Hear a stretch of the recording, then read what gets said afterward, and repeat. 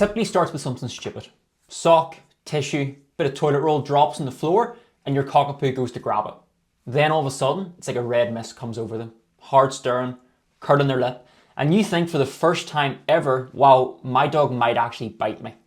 In this video today, I'm going to explain exactly what's happening with your cockapoo, and more importantly, the steps that you need to take in order to fix their resource garden. Because resource gardening cockapoos is one of the most misunderstood behaviours that there is going. People automatically go into Google, they're told to swap it for food, swap it for something more desirable. And all that happens then is the behaviour just sticks around, and typically it gets worse. So we're going to explain in this video what's actually going on in your cockapoo's mind. First, it's important to clarify that resource garden is actually a normal behaviour for a cockapoo to display. You see, Cocker Spaniels were bred for guarding the game and retrieving it. And this means that they come with a lot of possession pre-installed.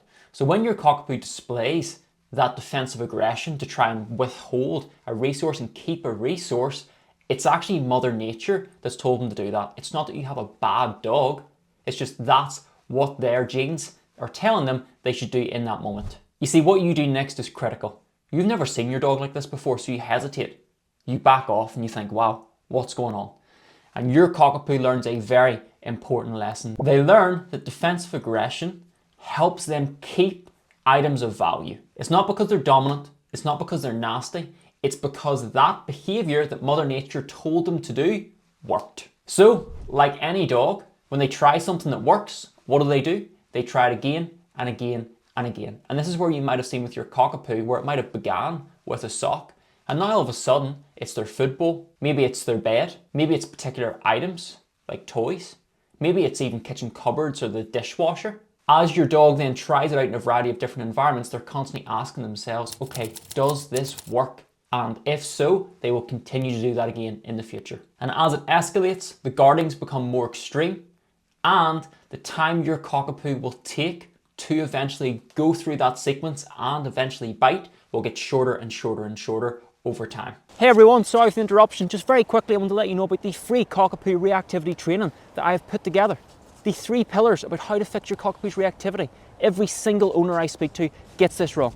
They miss these 3 pillars, and it basically guarantees that their cockapoo's always going to be reactive. However, you get this right and life with your cockapoo will change. It is completely free and it is linked in the description. Don't miss it. Now, this is the bit that people struggle with emotionally, because it's active conflict you're in with your cockapoo. Even though you haven't meant to be there, your cockapoo is now utilizing defensive aggression to withhold an item.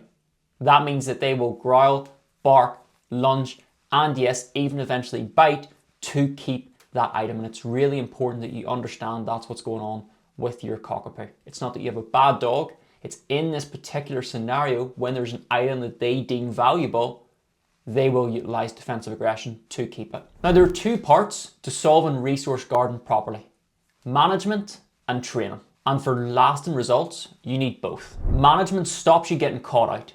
This means not leaving items of value in and around the house. That means toys get put away, food isn't left unattended, and keeping a lead on your cockapoo at all times. This alone will not fix the issue, but it stops the issue getting any worse whilst you put the next strategy in place. So this is the part where people either rush or ignore it entirely. So the first thing that I like to do is build competitive and spicy play with our cockapoos. So in a scenario where I can play with the cockapoo, I can then come in and I can touch the toy, I can ask the cockapoo to drop it and to out, and the cockapoo understands then that this doesn't mean they get to lose, it means they unlock a new and more fun version of the game. This will change how your cockapoo sees you approaching items of value, and it's such an important step in doing so. And that alone helps a lot of dogs with their resource garden. But for me, alone, it's not enough. There are certain behaviours that I don't want repeated, like utilising defensive aggression to maintain and keep a resource. I do not want my dog to ever display that behaviour in any scenario. I don't want to be trading it for food or trading it for something more valuable, where again, I'm going to reinforce that behaviour. I just want to take that off the menu entirely. And that's where having a well-conditioned punishment marker comes in. Punishment simply means to decrease the frequency and likelihood of a behaviour repeating itself in the future, and it is such a crucial piece of the puzzle, and I would not be being transparent here if I didn't explain this to you. Now, I'm not going to demonstrate this because your dog, your setup, your scenario will vary, and if you get this wrong, it can make it worse instead of better. But being able to set boundaries with your dog, have clarity that certain behaviours are not allowed, whether that's resource guarding, whether that's barking at the postman, whether that's jumping up on guests, is invaluable, not only for your well-being living with the dog, but also for their safety too. We can't explain to our cockapoos that resource guarding may, in worst case scenarios, get them euthanized. If we could, then we wouldn't need anything else, because our cockapoos would understand the risks of the behaviour they're performing and stop. But we can't communicate that. So we have to use a marker system that our dog understands. So when they get things wrong, we can clearly communicate that that was not correct. There's a consequence for that behaviour, and our cockapoo should learn that that's something they never want to repeat again. So now you understand the full picture, why it's happening, why it's so difficult to deal with, and then the two parts of the puzzle that you need to really change your cockapoo's resource garden for good.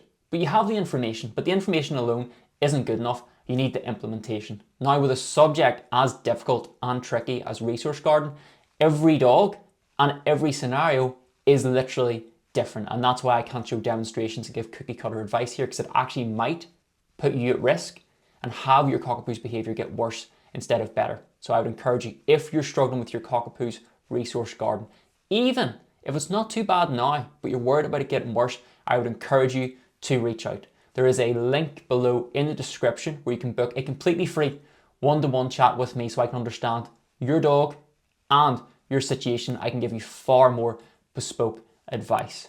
And if you enjoyed this video, I guarantee that you're going to like this one even more.